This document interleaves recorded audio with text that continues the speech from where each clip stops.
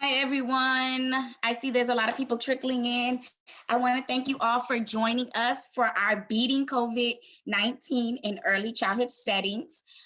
If you did bring a guest, please make sure you comment their name and your name in the comment section. If you brought a guest, you and that person will get a prize.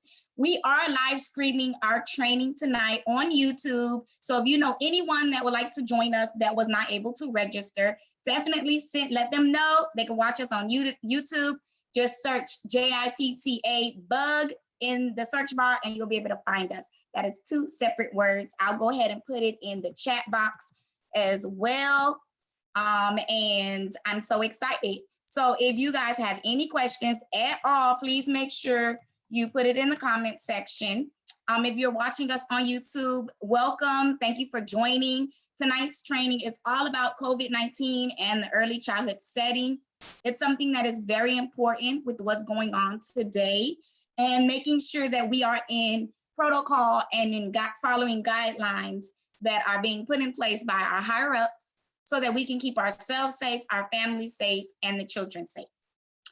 So thank you all for joining. We'll give everybody until 7:10 and then we'll go ahead and get started with the official training part. Again, thank you. My name is Adrienne Donaldson. I'm the proud owner of Jitterbug Professional Development, which is a training service that offers training, professional development, business management, CPR, fire extinguisher, any and everything that you need to operate a childcare facility or family home.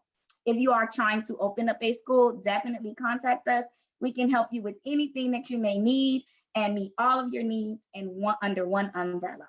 I'm also the proud owner of Jitterbug Learning Center, LLC, which is a family childcare home in North Miami. I've been working with children since I was 10 years old. This is all I know. I'm 29 years old, going on 30, and I've been doing this for 20 years. So I'm so excited to be able to share my experience, my knowledge, and my passion with you all tonight. Thank you for joining, and we're gonna go ahead and play a little video for you guys to enjoy until we get started.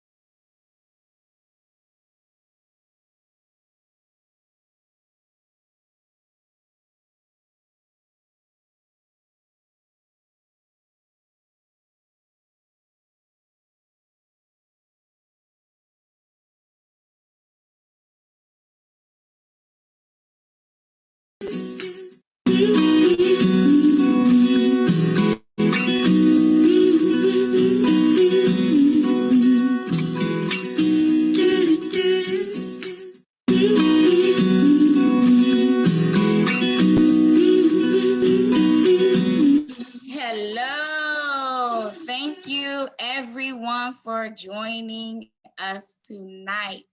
We're so excited to share our information with you on such an important topic as COVID-19. This training is all based on this document right here.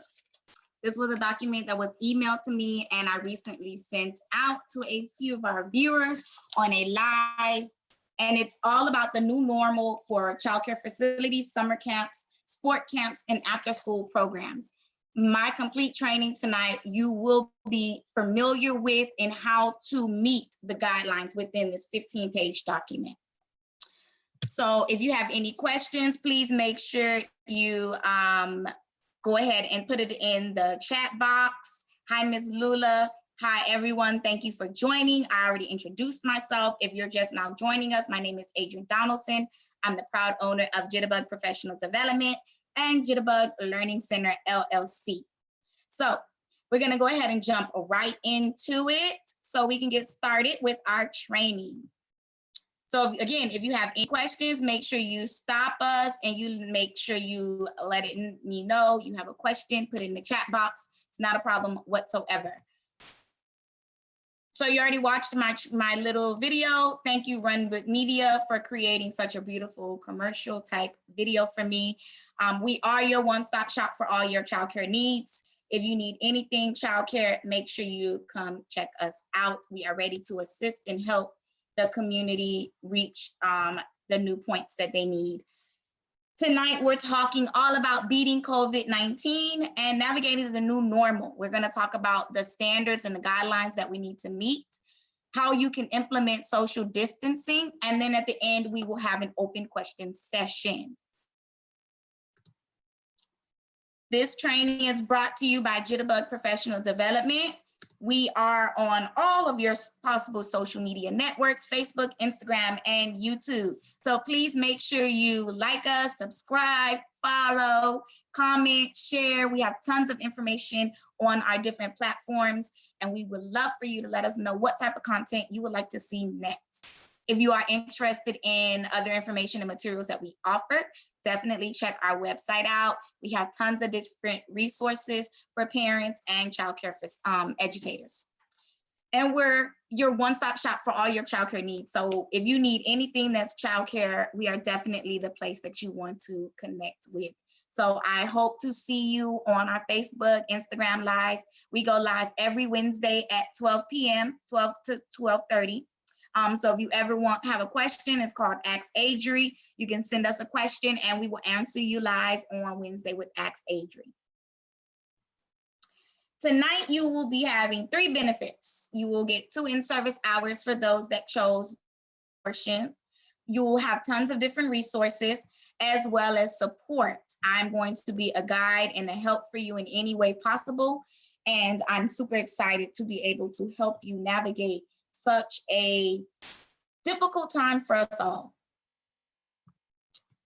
So let's jump right in. The first thing we're going to talk about is the workplace protection. So workplace protection, you should be doing daily screenings for the staff, check their temperature and record the staff's temperature, as well as have them complete a questionnaire. The same thing should be done for the children, except you should be checking the parent's temperature but only recording the child's temperature. If a child or a parent has a high fever, they should not be accepted. For my school at Jitterbug Learning Center, LLC, we do not accept children or parents whose temperatures are 99 and above. It's just a standard that we put in place for our school. My mother and my father are in the high risk category, so we don't want to take any chances with it. But the guidelines in this 15-page document that I'm going to constantly refer back to states that you shouldn't be taking anyone with a temperature of 100.4. They should be prohibited from entering the building. Concerning an artificial elevated temperature. An artificial elevated temperature refers to the body temperature when we are sitting in the car with no AC, or a parent that walks the child to school, especially with our current summer heat and the temperatures that we're reaching. We're breaking records right now. This is called an artificial elevated temperature. So in cases like that, you want to have that person sit in a separate room in the facility or the family childcare home, or they can sit outside in a very shaded, cool area. Let them sit there for 10 to 15 minutes, and then you will do a recheck. You should be doing ongoing checks and observations. This is not just, I'm going to do it in the morning and stop. These are the different, I don't know why that's a typo, I'm so sorry, the types of thermometers. There are many different types of thermometers. At my school, we use the Touchless, which is the, I'm sorry, not the Touchless, the one that just you put towards their forehead. There's the one that you can put under their armpits. For that one, I suggest you get the thermometer probes to cover it. This is a quick video on a motion detector that you can put at the front of your school that will take the temperature of the people by scanning them. So there is no contact with another person. It is a simple device that you can have the person check in, and it records and store the data on a software. Introducing the Touchless Guardian, a small artificial intelligence-powered contactless temperature reading system. From 2 feet away and in less than 2 seconds, the Touchless Guardian can accurately detect a person's temperature and issue an audible "OK to enter" or "Access denied" alert. Because the Touchless Guardian doesn't require an operator, it will allow you to perform checks without exposing your employees to a potentially sick person. An external alarm can be installed to provide visual confirmation. The system can be configured to detect if the person is wearing a mask. This system can be used to open a door with a person's face, facial recognition, or body temperature, normal or abnormal. Produce an access log with dates, times, temperature, and person. Integrate with existing camera systems. Send remote notifications by email or text. Use it as a standalone unit or as a complete system with multiple Touchless Guardians. Touchless Guardian, the right solution at the right time. Touchlessguardian.com. So in the information packet that will be emailed out to you, you will get this exact same video as well as a little guide of how it works. And this is another option that they have available to us that we can take advantage of. This is the temperature log for daily checks. Now, you should be doing checks at drop-off, and you're able to use this form for the whole month. So 1 sheet per child, and you're able to keep this information much easier. An ideal way to store this is in front of each the child sign-in page. So you check the temperature, you mark it, and then you let the parents sign in. This is a great way for you to make sure that you're doing it regularly and you're keeping on top of this important part of what we're going through right now. So it is good for a whole month. Now you see you have a note section. So if you do have an event where you have an artificial elevated temperature and you need to do a recheck, that is your opportunity to make a note in that note section that you did have to do that. Under that same table, you see afternoon nap time check. With this, you are able to check the children's temperature as they wake up from nap time. This is ideal because, children get sick. Sometimes parents give them medicine and we don't know that they're sick. So this is a great way for you to stay on top of that and avoid situations like that. All of the forms that you see in the PowerPoint, if you signed up for the free portion, you will get a great majority of them. If you signed up for the paid version, you will get all of them. And if you signed up as a VIP, you will get extra benefits. So if you did not sign up, if you signed up for the free, you will get this document and many, many, many others. So once we get to them, you'll know the difference. And at the end, it is also a list of what you're getting for free, paid, and VIP. So this is your ideal checklist for you to keep track of the children's temperatures, drop off, nap time. You want to make this a regular routine for you and your staff to check the temperature at nap time. Your midday temperature check, it is very important. Children sometimes wake up not feeling good, and that needs to be addressed right away. So you want to make it a routine to check the children's temperature after nap. Children who exhibit symptoms should be placed in a supervised, isolated space, and parents should be contacted. You then should refer to your illness policy, in which what is your time frame for parents to pick up. For jitterbug, we require parents to pick up no later than 2 hours from that call. So if I call the parent at 12, they need to pick up that child by 2 o'clock. You also want to have policies in place of who can pick up in certain instances, because when we get to the end and you see the changes in the pickup methods, you're going to see how important it is to have these policies in place. Let me just check the chat box to see if there's any questions. Awesome. You will get this form. Yes, all of the forms that you see, you will get. This is the questionnaire you will get whether you pay it or not. This is something that you can have employees complete and parents. My suggestion is if anyone goes out of town, if they travel to a hot spot, if they go to Disney World, they go to Water Rapids, anything like that, they have a family function, birthday party, baby shower, graduation, anything, they should be doing this checklist. You should be making sure that you're in the clear and you're making sure that you're safe to take that person into the facility.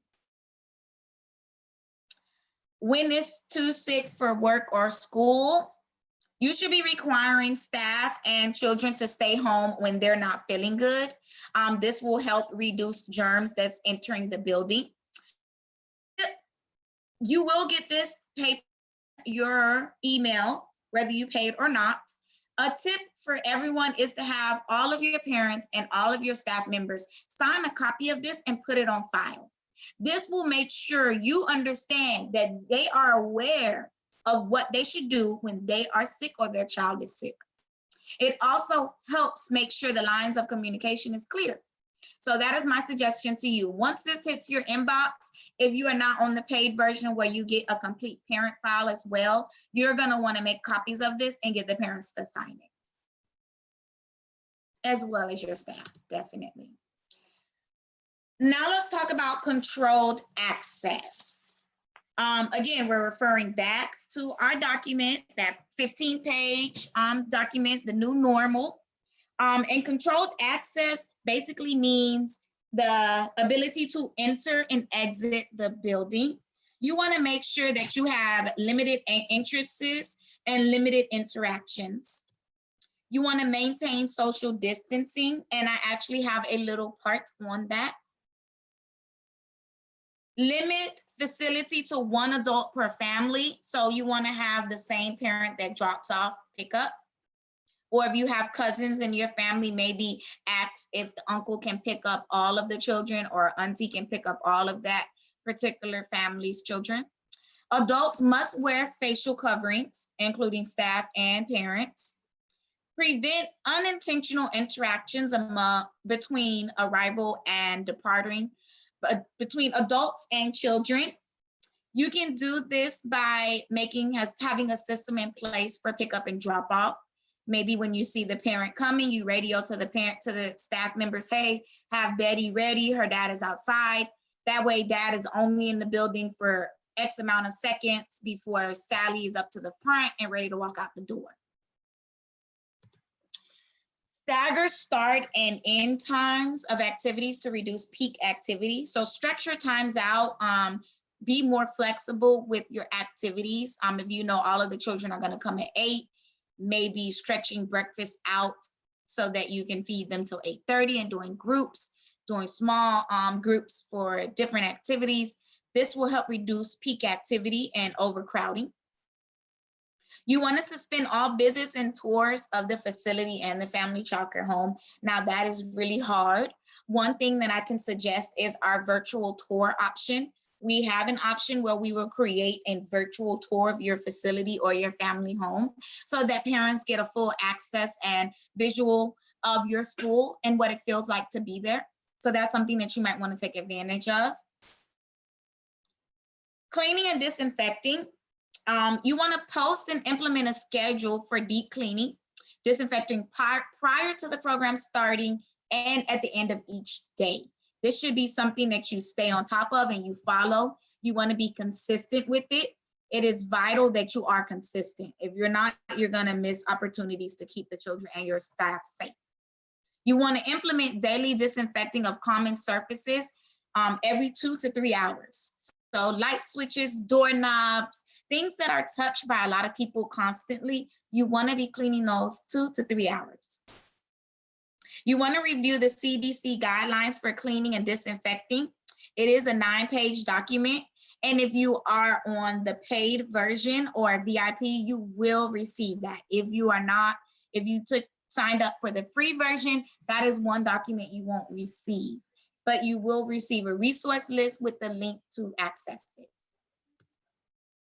Now we're gonna watch a short video on cleaning and disinfecting, as well as the recipe for bleach water. It is very short and very awesome. So this is your recipe for bleach. You want to make sure that you have those items. You want to make sure that you're changing them every day. You want to make sure you're using the right measurements. Too much bleach, too much water, it's not bleach water. So you want to make sure you're following the right directions. Tips to remember: change your bleach water daily. Clean surfaces with soap and water solution first. Air mist in the surface with the bleach and water solution. Allow the solution to sit for a few seconds before you wipe it, and use a paper towel to wipe the surface after letting it sit for a little while.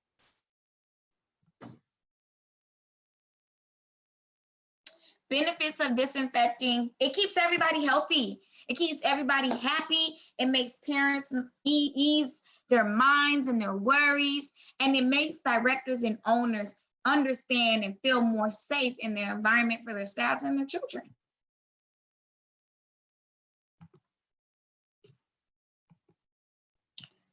You will get this regardless of your enrollment of our training. This is a cleaning and disinfecting schedule.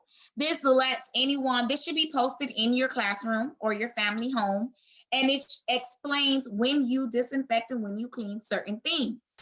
This is really important because this is something that is also required by DCF.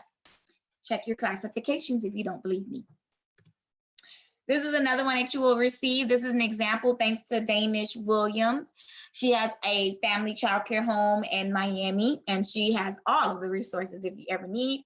And this is her outdoor weekly safety check.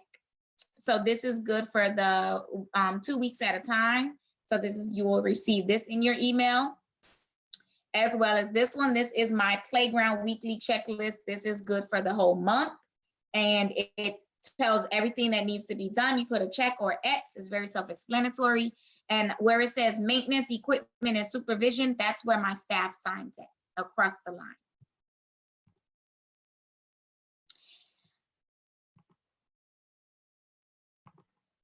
Now we're going to talk about hand washing. Let me just check the chat box, see if we got any questions. And we don't, so awesome. So that means I'm doing a great job of explaining, even better. Hand washing. Adequate hand washing stations should be available at the entrance and throughout the school, as well as the bathroom areas, of course. I've talked to a lot of different centers and family homes who also have a hand washing station on their playground. So that is something that you can invest in as well. To have an adequate hand washing station, you want to make sure you have soap, water, paper towels. If you're going to use hand sanitizer, it should have 60% of alcohol, and a bin to throw the paper towels away. Some suggestions that are made in that 15-page document was to have the installation of permanent or portable touchless faucets, liquid soap dispensers, paper towel dispensers, and trash can, which means basically they don't touch it, they wave their hand, and all of these things cut on or open or dispense, so that it is so much easier to reduce the germs. Now, if it's not something that is feasible, again, the wording in that document says suggestion. So do not panic, do not rush out and buy these things if it is not within your budget. It is a suggestion, but a costly suggestion for some of us. Hand sanitizer, it should be 60% alcohol or more. It must be kept out of reach of children, and you should be following the guidelines on the use of hand sanitizer by following the manufacturer's guidelines that should be on the bottle or the box when you buy it. Hygiene practices, you should be teaching these things to the children and the staff when they should be washing their hands. You should post this as well in the school. This should be known, this should be talked about, this should be encouraged. Anytime you're doing anything with your hands and you're coming in contact with another person, wash your hands after. Bathroom breaks, working with food, water play, changing a child after they soil themselves, touching animals, going outside in the sand, handling garbage, anything that involves your hands touching another object, you should wash your hands, especially if you touch your face, wash your hands. You will get this picture in the PowerPoint as well. Now, when you're working with young children, there is stipulation. They give us clear outlines of what to do when we're working with younger children, especially infants. When you're washing, feeding, or holding very young children, you want to protect yourself by doing one of the following or all of the following: wearing an over large button-down shirt, wearing long sleeve t-shirts, long sleeve shirts, wearing your long hair up, wearing your hair off the collar in a ponytail or updo. All of these things are important because it will protect your personal space and body from getting that child's saliva or germs or anything that's on their person on you, which also will protect your family, because once you leave work, you go home, and some of us do not take our clothes off before we enter the house. We go to the bathroom and do it. This will reduce a lot of the germs that we're bringing from school to home. It also states that if you would like to have two different pairs of shoes, like the kids come in one pair, we take them off and put on a new pair. That is a suggestion. It is not required, but it is a suggestion. Now, these are ideas for social distancing.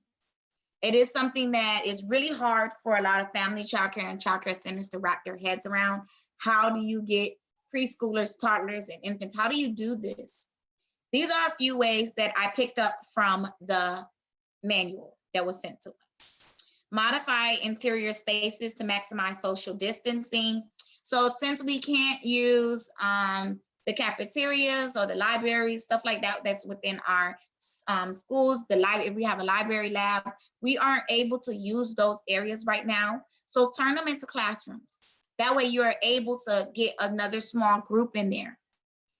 Installation of barriers to separate groups. Have groups no bigger than 10. Prohibit staff from gathering in the common areas such as the break room, meeting rooms. You want to avoid that gathering. And stagger breaks, meals, and activities. So you want to spread them out, give them more gaps times to include cleaning, disinfecting in between breaks, meals, and lunch breaks. Now, social distancing at nap time. I know a lot of us probably didn't even think about this, but in the guideline, it has stipulations, to have guidelines outlined for us. One is sleeping cots and mats should be placed head to foot. They should be placed no less than 3 feet apart, which is a big difference from the DCF guidelines before COVID. So you want to make sure you're measuring or you're putting extra feet in between the children. Individual students' workstations for older students should be at least 6 feet apart.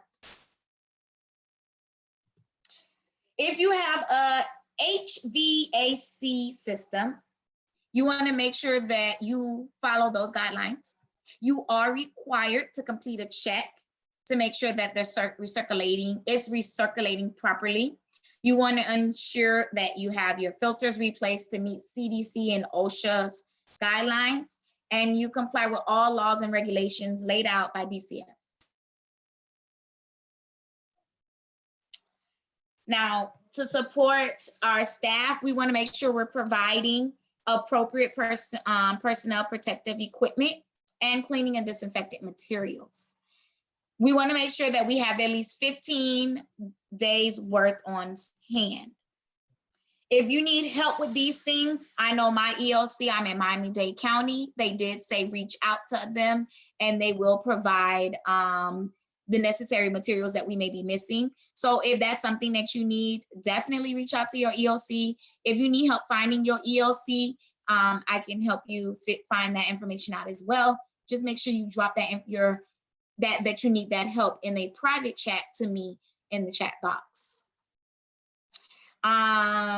Teach. You want to teach your staff and reinforce the use of PPE and the hygiene practices, how to wear masks, how to wash your hands, how to wear gloves. And if you are part of our VIP group, you already know that you have access to our resource tab, which has videos that directors and owners can access and actually use for a professional development day at their school. This is the particular page that I'm talking about. This provides a video on hand washing, a video on how to wear masks and handle them properly, and how to wear gloves. So if you're not a part of our VIP club, you might want to jump on and join. We have tons of resources and activities, and this is one of the pages that my directors and owners and family childcare providers use for professional development within their own settings. So if you are interested, there will be information at the end that you can definitely check on. You want to make sure that you're providing training and educational materials for your staff and that you're flexible with schedules. COVID-19 is affecting every family. So your staff members might need time off to deal with family. We need to make sure that we're flexible and we're understanding. Some of the materials that you can provide for your staff is the new normal guide, which is the 15-page document I've been talking about. You can refer to our training, which is being live streamed on YouTube, so they can definitely go back and watch it. We will have a post test that they can take if you would like to help to make sure that they did actually learn something from it. You can look to CDC, OSHA, and DCF for different trainings, as well as tons of different platforms. Early Learning Florida, there's different universities such as Texas A&M and Mississippi University that offers trainings that you can look into. But you don't want to just tell them to take the trainings. You want to also post this material in the workplace. You want to reduce the risk to staff who are defined as COVID-19 vulnerable. So looking at their age, pregnancy, and precondition. And you want to make sure that you're keeping the lines of communication open. Communication will be very important to the operation of the school. You want to verify that the staff have read the material. You want to communicate to the staff how important PPE properly is, using it. And you want to explain how they can find different trainings and information that will help them. Not only will it help them in the classroom, but it will help them at home with their families and protecting their loved ones. We all have a grandma and a grandpa. We all have a mom or a dad, an aunt, an auntie, a godmom. This information should not be kept in your emails. This information should be shared to the thousands. It should be shared everywhere. This is something that we need to make sure that we're informing our loved ones about. Now, how can we protect our children? The first part is taking into consideration families and parents. You want to speak to the parents about the risk of COVID-19. You want to determine children with underlying health conditions and encourage parents to talk to the child's doctor. You want to teach children about mask usage as well. Children and youth older than 2 years old will be expected to wear a face covering unless engaged in strenuous activities. Now, this is the exact wordage. They said they are expected. Expected means required. So we want to make sure that we are telling these parents that they need to make sure they're sending face masks. If you're using disposable ones, you want to make sure you have at least 5 a week for the children. You want to make accommodations for preschool children and preschoolers with special needs. So if you have any children with special needs, you want to definitely sit down and talk to the parent and make some accommodations, figure out how you can work with that child's needs and individual's uniqueness. Density measures. Ensure no group is larger than 10. I think I'm going to constantly say that. It should be embedded in our minds by now. Maintain separation. Revise facility capacity to reflect the 10 to a space. Social distance is not expected for children with special needs or very young children. Restrict mixing of groups. So if they go to Miss Julie, they should stay with Miss Julie all day. If they go to Miss Adrian's class, they should stay with Miss Adrian all day. Maximize the use of outdoor space and increase activities done outside. Maybe you can do dancing outside instead of inside. Educate the children. Teach them how to wash their hands properly and when they should wash their hands. There should be a lesson, a field trip. We do a field trip to the bathroom and we teach the children how to wash their hands. Once we finish our video, our PowerPoint, I'm going to show you an actual video that you can do with the children. It's a fun experiment as well. You want to make the following modifications to the children's environment. Provide disposable cups or refillable water bottles that are labeled for that specific child use. Prohibit the typical use of water fountains. Require each child to have their own set of materials and prohibit sharing. You should be cleaning and disinfecting everything between uses. We are very interested in making sure our children are comfortable at school, but right now we should not be accepting toys, blanket, or comfort items from home. And do not use the cafe for lunch, your library areas, your computer labs. Those should not be used. They're common areas. Might convert them into small classrooms and utilize the space. Whenever you see TIP in capital letters, this is a personal tip of mine, something that we do. You want to start each day with a small group orientation to remind and reinforce the new normal rules. This is also in the manual that you should have received or you will receive. Remind them of the changes and what is expected of them at the school. You can also post these new normal rules in a child-friendly manner with pictures to associate with the rules so it can help them remember what is expected of them. And you should be using positive tones when you're making those rules. Industry-wide safeguards. Post signs on how to stop the spread, proper hand washing. All of those you will get a handout on whether you paid or not. That first bullet, all of those bullets at the top, you will receive those handouts. You should have your staff acknowledgement, review in advance and comply with health screening. If any staff members refuse to complete the self-health assessment, they will not be able to enter the building. And then you will need to call into your payment policy on how you pay staff if they refuse to come to work. Basically, that's what it would be.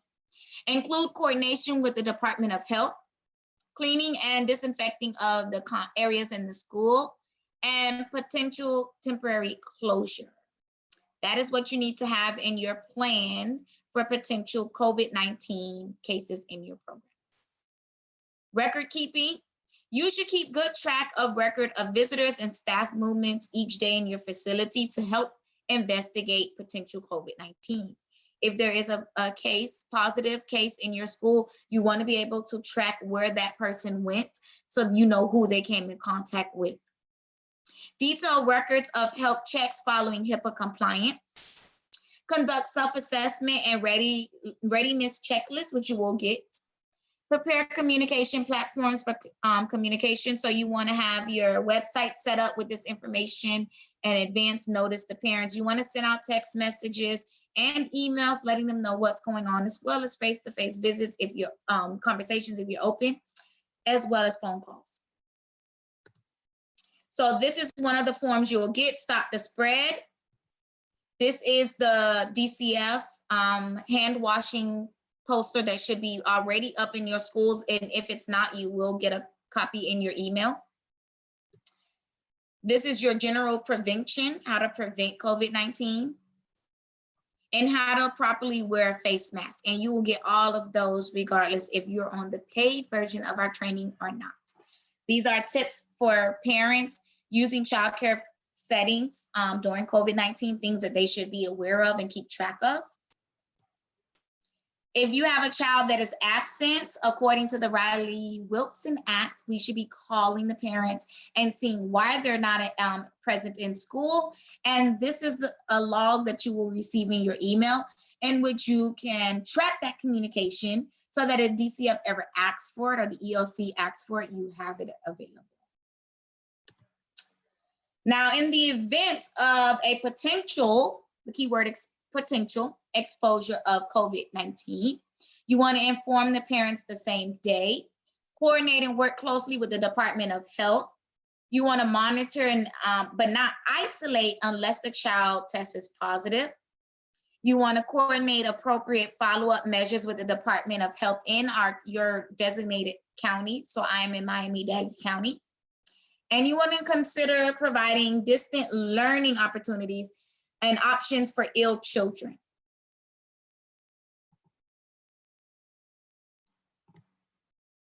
Now, if you have a confirmed case of COVID-19, you will get the checklist for confirmed or suspected cases. So you will not have to sit here and strain your eyes and read this little text. But this is just a simple guideline on what you should be doing. You need to let the facilities should report it immediately to the Department of Health. You need to let the parents know the same day. Close off all areas that was accessed by that person. Use products that are approved from the EPA list to kill SARS-CoV-2, which is what causes COVID-19. And as you know, we saw the news, there were 2 no Lysol products that was approved. So you want to make sure you do that. I'm sorry, but after you close off the areas, you want to wait 24 hours before cleaning. 24 hours, because that allows the droplets to rest and settle, so that when you do your disinfectant of all those areas, it's going to be a clean wipe. Everything has already settled. If it's more than 10 days has passed since the person has been sick, visited the center, there is no additional cleaning should be done except your routine cleaning. And you want to follow the CDC guidelines on what to do if there's a confirmed case, which you will get. And you want to make sure you do not accept that child back unless they have a doctor's note. Now, response. This is what we should be doing. No need to read this. You will get this slide in your email, whether you paid or not. Now, you're not going to get all of the information on it, but you will get the information from this particular slide. You want to make sure that you are communicating with your parent. You are circulating information from the community, flyers or videos that are being shared with you through your email. You want to send that out to your parents as well. Encourage children to talk about how they feel and keep your environment calm and reassuring. And if you don't know something, it's all right to say you don't know. That is one of the characteristics of a leader. When a leader doesn't know, they say it. So if you don't know something, say you don't know, and you're going to find out the answer and come back to them. Make sure that you know how the virus spread. This will help us reduce the spread and prevent them from getting sick. If they know, they can help us do. And you will get a lot of those links. And if you see this last one says, share the signs of the Kiyosaki disease. My nephew actually had that growing when he was younger. So it is a very scary disease to go through. So you will get that information as well if you are a paid person. This is one of the forms you will get in your email if you are a part of the paid portion. This is another one that you will get. This is protecting high-risk individuals, so individuals that have a high chance of catching COVID-19 and getting sick from it. These are steps to take if you have been in close contact with someone who has COVID-19, so you will also get this. This is my emergency preparedness guide, and if you look at the bottom, it says emergency illness. This is what you would do if you have a child that is ill. Playground and classroom modifications. You should be restricting your playground to one class at a time. Playground should be clean and disinfected, and disinfect high-touch areas on equipment between groups. Remove all soft items and surfaces such as rug and plush toys, except in very young classroom with restrictions, and increased washing and sanitizing. Remove any toys that cannot be cleaned and disinfected. So I know some of us might have the toy blocks that can't get wet. You want to definitely take those out of the classroom for now. Put that in a rotation closet. Have a bucket or a container labeled with a lid to place toys for cleaning. So toys that were mouthed or have been touched by multiple students, you want to definitely sanitize that. Do not share toys in the infant and toddler classrooms. So you want to provide individual student kits with commonly used materials. And this is an example from Ms. Danish Williams' school, her family childcare. This is something that she used for each child. Each child has their own little pencil case. That's where she will store their masks, because of course they can't use them at nap time. So where are you going to put them? In their little bag, in their little baggie. And then that child has their pencil, glue, crowns, scissors, and colored pencils. So share the information to a child in age-appropriate language. So if you are a paid participant or a VIP client, you will receive for free our COVID-19 Talk to Children guide and our parent information guide. So you heard a lot of different things needs to be given to parents. We have a complete guide put together in which you'll just run through the printer and you give the parent that guide. And at the end of it is a signature page, which they'll initial next to each name of the document that they received and then sign the letter completely. This then can be put in your files and will clear you if anyone comes and asks, hey, did you give the parent the information on that disease? Or did you give the information on how to wear a mask properly? Yes, I did. Look at my signatures sheet. Drop off and pick up. So this is probably one of the saddest things I ever had to type. To know that I can't sit there and conversate with my parents is kind of sad. So we want to make sure that we're paying close attention to this slide. Face coverings are required, and not adhering will result in not being able to drop off or pick up. So if you have a parent that does not want to comply, unfortunately, then you cannot come to our facility.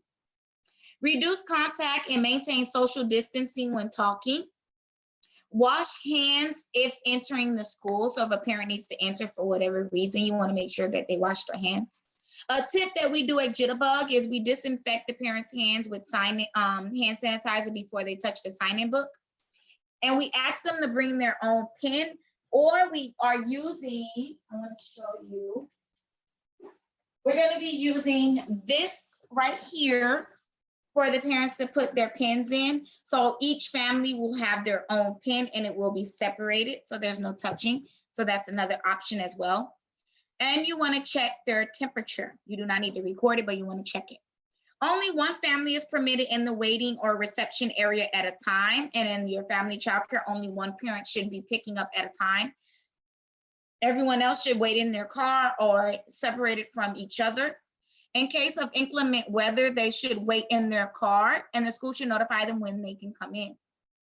Staggering arrivals, spreading them out, putting gaps in between them will help reduce overcrowding and limit direct contact with parents. Assign a dedicated area for strollers, car seats, which are to remain outside classrooms. So those are not allowed to come inside, keep them outside. Ideally, the same parent or guardian that drops off should be the one that picks up. Limiting grandparent access to the school, especially those 25 and older that are high risk. Let me check and see if we have any questions. Ms. Danish said, do the portable touchless faucets with the hot and cold water knobs because the children are supposed to wash their hands with warm water. Thank you, Ms. Danish, for making that clear. Teamwork makes the dream work. So now we're at the end of our training. These are the free resources. If you signed up for the You Just Want to Learn option, you will get all of these resources here on the screen: the new norm when it's too sick, checklists for confirmed cases and checklists for preventing COVID-19, illness policy on how sick is too sick, something that you can add to your enrollment documents, tips for parents using childcare during COVID-19, your daily temperature log, your absentee log, emergency preparedness plan, and your questionnaire.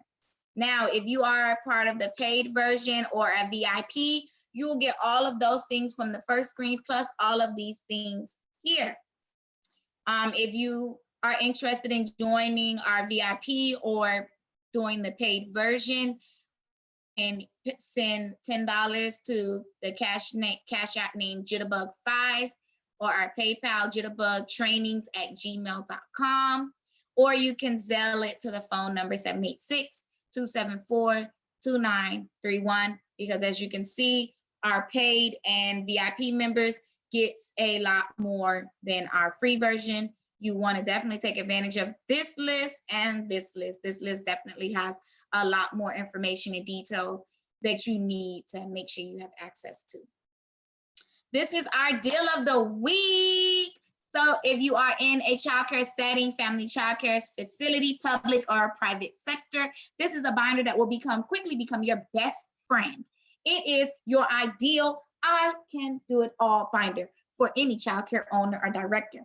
It has all of your necessary rules and regulations in one binder: your DCF handbook, classifications, Florida standards, administrative code, the Office of Early Learning handbook and classification, your best practice assessment, and COVID-19 new normal +3 checklists. So if you are interested, the deal ends tomorrow, Saturday. It is a discount. We are normally charging $65 for this binder. It is $35 and you get everything on the screen. It is definitely a deal you do not want to miss out on, especially if you're in the childcare setting. You need to have this information on hand. I can't tell you how many times I have pulled it out and DCF said, you need to do da-da-da-da-da. And I'm like, no, that's not what it says. And I pull my trusty binder out and they're just like, oh, okay, you do know your stuff. Yes, I do. So this binder will quickly become your best friend if you don't already have one. Definitely buy one. We do offer an early educators VIP club, which you can see the benefits of such an elite group. That's what we call it, an elite group, because what we do in there, we do not share. It is private. It is for the very best that wants to invest in their education and their career in the early childhood field. So if you join the VIP club, you will not have to do lesson plans anymore. You will be provided full lesson plans, as well as the resources that go along with it, song lists, digital books, so much more. Training hours, because we meet the second Saturday of every month, which is tomorrow. So if you are interested, definitely drop us a comment in the comment section. We'll get that link to you. You could join our VIP group and have so much more, a support system, a group of women that want to see you grow and be successful, a mentor like myself that is very passionate about the field and want to see you successful. Opportunities to grow. We will help you find scholarships to go back to school, ways to make money for getting your education, such as incentives and teach. And you get discounts on our professional development, which is our CPR, fire extinguisher. You get the discounts on everything. So definitely let me know if you're interested. You can join our meeting tomorrow at 10 a.m. Eastern. We meet in person or on Zoom. I would like to also extend an invitation to our next training, a different kind of trip, which is a guide to alternative field trips and meeting with the students' needs on trying to get out and have a good time. So this will help you see how to work virtual field trips into your curriculum and how to do it actively in different places you could take the children all over the world without leaving your classroom. It is on July 24th at 7 p.m. And we'll be diving deep into alternative field trips, which is an awesome opportunity since we can't go anywhere right now. I want to thank you all for joining us. If you have not already done so, please connect with us on Facebook, Instagram, and YouTube. We are live streaming on YouTube. So if you did miss anything, if you joined late, you weren't able to log in, you are able to go back to our YouTube page and watch it. Make sure you subscribe, comment, like, and share. All of that helps us get to the higher level that we're striving for. We hope to one day be accredited and offer CEUs, so all of your support will help us reach that level. We'll now open it up for discussion. If anybody has questions, if you would like to come off mute, you have that ability. I will enable everyone to be able to talk. So if you would like to share, please join in. Let me know what you're doing at your school that's different than what I spoke on. Please, I really want to get some input. Anyone would like to share? Most of you are able to unmute yourself if you'd like to talk. Hi, you gotta unmute yourself. Oh, hold on, let me unmute you, Miss Marie. Hold on 1 second. Okay, unmute yourself. I unmuted you, so you can unmute yourself now. Right. I have a note, so I didn't know I was going on. How are you? I'm good. Nice to meet you. How are you? I'm good, thank you. I run a school in Broward County, and I have a question. Yes, So ma'am. if we are staying with the rule of the no more than 10 in a room, any suggestions for the proper type of barrier? Because I do have large classrooms. In my VPK classes, I do have 18 children registered, so I can easily divide the room in half. I have an entrance and exit, so I wouldn't have a problem. But I'm having a hard time deciding what type of barrier for the minimum price, and it's not permanent, so I want to be able to break it down hopefully very soon. Yes. So my suggestion is, let me, like I said, characteristics of a leader. I'm not completely sure, because at one point Broward County was requiring like ceiling 7 support. feet. Yes. Mm-hmm. I'm not sure if they're still requiring that, because I think that there was a lot of complaints for family childcare homes and centers that made that complaint. So I think that they lowered it. So let me look into that, and I can definitely let you know. Okay, so you'll contact me. Yeah, send me your email, come as in a private chat for me. Okay, perfect. And I'm gonna make a appreciate note it. to pull that up for you. Thank you. And I want to jump in to be the pay, because I'd like a copy of all those resources that we just went over. Awesome. So I'm gonna go ahead and put it in the chat box. Okay. The ways you can do it, it's Cash App, money sign, Jitterbug 5, or PayPal, email Jitterbug trainings with an S at Gmail, or Zelle, and the phone number for Zelle is 786-274. And they all just disappeared. Okay. I'm not sure. But Okay. yeah, go ahead, put your email in the chat privately, Okay. and I can, find that out for you. Perfect. Thank you. And if you could just email me where to send the money again, I would appreciate that, because then I'll Yes, just I send it. surely can. Yes, ma'am. Yes. Okay, perfect. Thank you. I appreciate it. You're welcome. Anyone else would like to ask or share? All right, now you have to mute me. Oh, yes, ma'am. Anyone would like to share? I unmuted you all, so you should be able to unmute yourself and speak whenever you would like. Ms. Lula, would you like to share something? Ms. Danish, Ms. Lois, Ms. Carla, anyone would like to share anything? We have a lot of veterans on here. This is probably like 600-700 years of childcare experience on this webinar right now. Probably well more than that. Hi, Adrian. Hi, Ms. Lois. Hi, I just want to let you know I enjoyed it. You brought out a very lot of key points that we all should be doing, but a lot of times we're not aware of, because now it's so much of this trying to be doing what we need to do, being safe, keeping the kids safe, keeping the family safe, and even within ourselves. And it's kind of like an overwhelming, but I have enjoyed it. And I will be giving you a call, because I don't do Cash App, but I'll be giving you a call in reference to the handbook. No problem. I do have a lot of providers here that can use that, that will be beneficial to them. And thank you so much. The rules and regs book. Yes, yes, Oh, yes. So thank you. you're welcome. Anyone else? Miss Drika, Miss Melissa. I'm not sure who's COVID free. That's your name. I'm not sure who that is. Anybody else would like to share?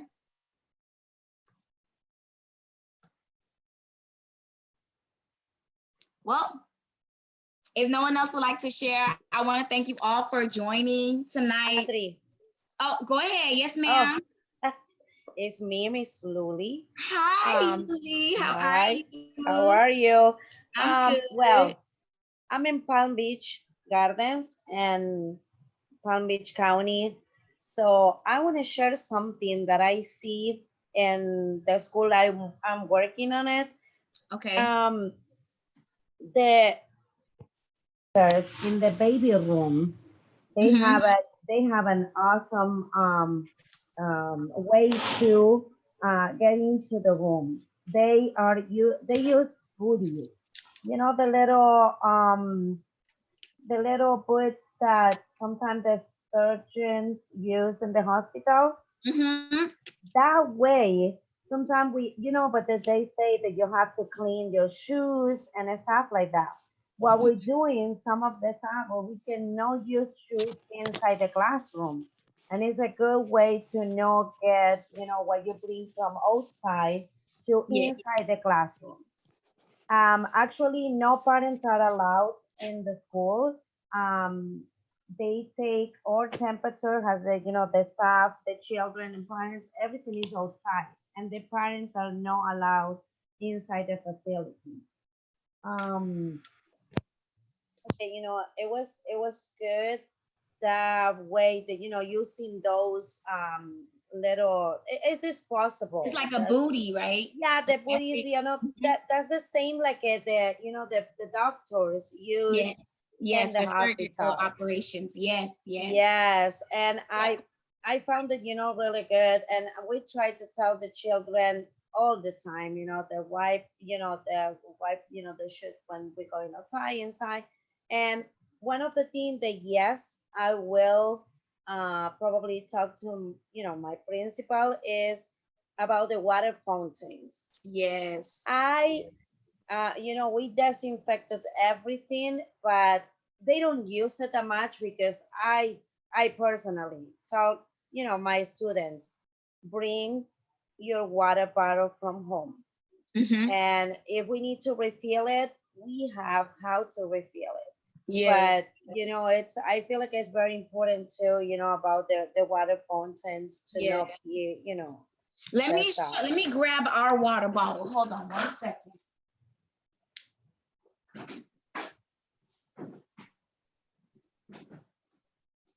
So this is what we use for our kids. Thanks to Miss Drika, she brought one for all of our kids, so it actually has his name on it. And he knows this is his, he knows how to read his name, and we refill it. So if they need water, go get it. There's a refrigerator right where they enter. They know how to open and close it. So that's another option you can do instead of using the water fountain, getting these cute little water bottles. Dishwasher safe. At the end of the day, you'll wash them. At the end of the week, if they're not touching, wash the dishwasher, wash it and move on.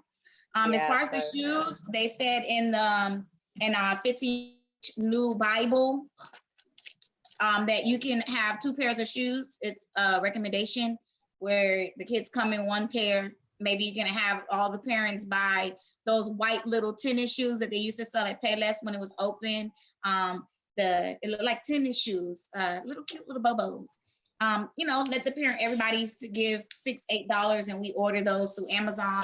And as the kids come in, they take the shoes off, give them back to the parent or the guardian, and then they put on their school shoes. That's another thing you can do too, because then those shoes are brand new, never touched anything outside. Or you can keep the shoes, don't give them back to the parent, and use those for playground shoes. So when it's time to go back outside, they switch the shoes. So the shoes that's touching the inside of the classroom never touch the outside world. Exactly. Yeah, because most likely because of the rags that we have, inside. and it's everything, you know, you go and sit down on the floor, and actually it's the bleach is every day. Yeah. You know, sanitizing everything. Yes. Yeah. So that's what I want to, you know, share. Maybe, you know, they have the idea for the disposable stuff they can put in the shoes, and most likely for the baby room, because the children are all the time on the, you know, putting their little hands and the floor. Yeah. You're right. So right. Yeah. And thank you very much for the training. Love it. You're Thank very you. welcome. That's one of my As VIPs, always. everybody. That's one of our VIPs. Yes. Thank you so much, Miss Luli. No problem. Anytime. Anyone else would like to share?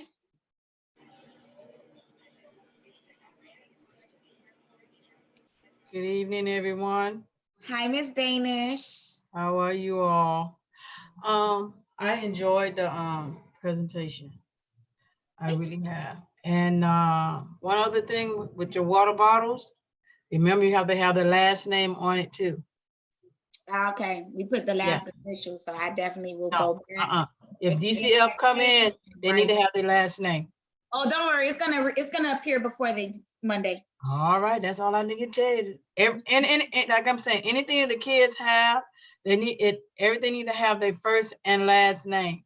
So you don't get in trouble with DCF. I'm just telling everybody, please have their first and last name on everything. Got it.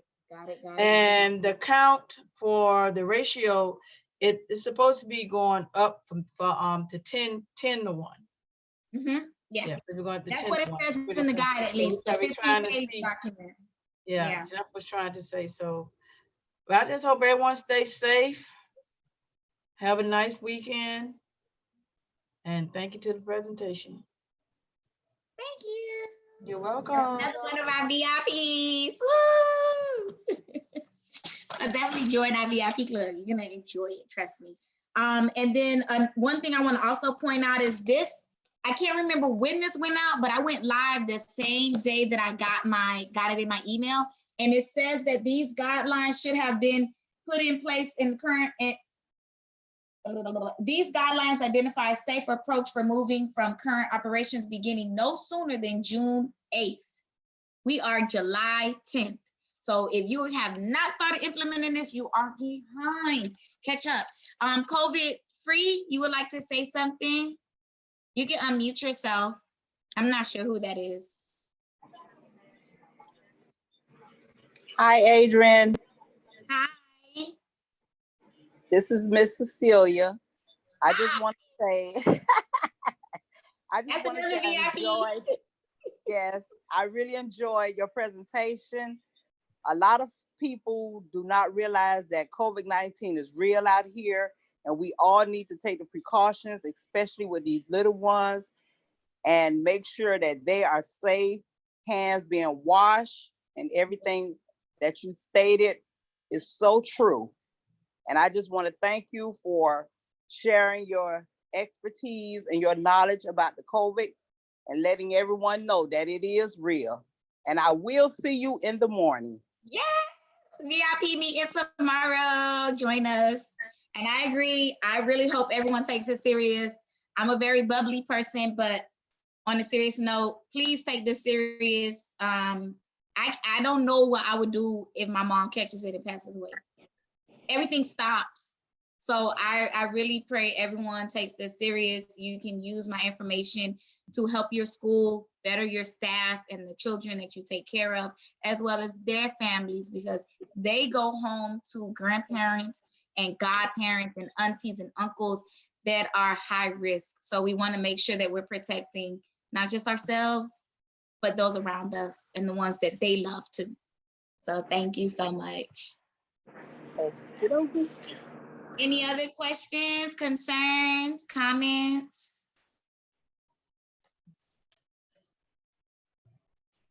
Well, if there is nothing else to add, I want to thank you all for joining. And if you would like to see the playback, it is already live streamed on YouTube. Thank you all again. I am so honored to be able to share my information with you. Have a good evening, and I hope to see you tomorrow at 10 a.m. Thank you. Bye.